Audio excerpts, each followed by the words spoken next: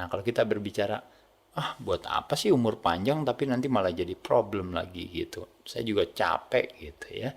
Misalnya ini adalah berbagai hal yang sebenarnya sering menjauhkan kita dari kemajuan dalam segala hal, yaitu permainan-permainan seperti yang namanya complaint game, blame game, justify game, menyalahkan orang lain, senang menjadi korban, membenarkan diri sendiri, ya, membuat satu justifikasi, defend our own misery istilahnya, mempertahankan kesengsaraan kita, menang dalam argumentasi, tapi gagal dalam mungkin kualitas kesehatannya gitu ya.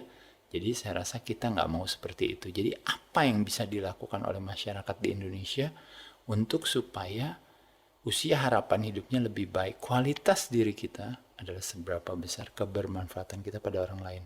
Kualitas diri kita seberapa besar kebermanfaatan kita bagi orang lain, terutama orang-orang yang kita kasihi, orang-orang yang kita sayangi. Kadang-kadang orang nggak mau menjaga kesehatannya, dia bilang nggak apa-apa kok gue sakit ini apa. Yang dia tidak sadari adalah bahwa kalau kita sakit itu, yang sedih itu mungkin bukan kita, tapi yang sedih adalah orang-orang yang mengasihi kita. Ya, yang repot mungkin bukan kita, tapi yang repot adalah orang-orang yang mengasihi kita. Justru pada saat kita sehat, apa yang bisa kita lakukan? Kita semakin bermanfaat terhadap siapa? Terutama terhadap orang yang mengasihi kita. Bahkan juga terhadap orang yang tidak mengasihi kita pun juga kita bisa bermanfaat juga.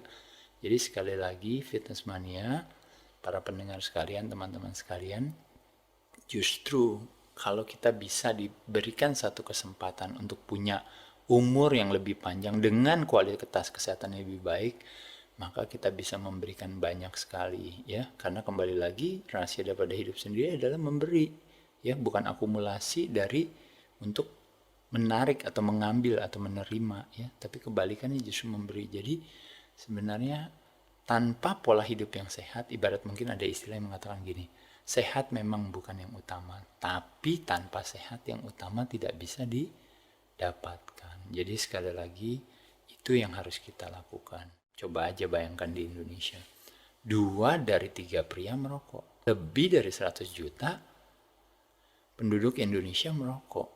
Bisa bayangkan nggak, kalau ibarat rokok itu arahnya ke utara, padahal yang namanya sehat itu misalnya arahnya kebalikannya ke selatan gitu, atau kebalikannya arah yang sehat itu ke utara, yang tidak sehat itu ke selatan. Ini jadi adanya satu konsep yang tidak masuk dalam logika kita. Kita semua masyarakat di Indonesia bilang semua mau sehat, tapi kenapa melakukan sesuatu yang tidak sehat? Dalam hal ini yang simpel sederhana. Kenapa saya bilang rokok itu tidak baik? Terlepas daripada berbagai referensi yang mengatakan itu, tapi kita bisa lihat dari berbagai kanker, kanker nomor 1 yang paling populer itu adalah kanker paru-paru.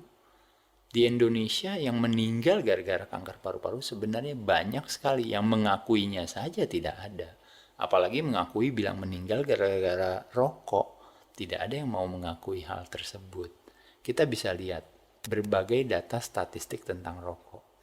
Konsumsi rokok di Indonesia itu menempati urutan ketiga di dunia. Wow. Sebelum apa tuh kalau tidak salah ya, sebelum Cina dan India. Lalu 2 dari 3 pria di Indonesia adalah perokok. Ya.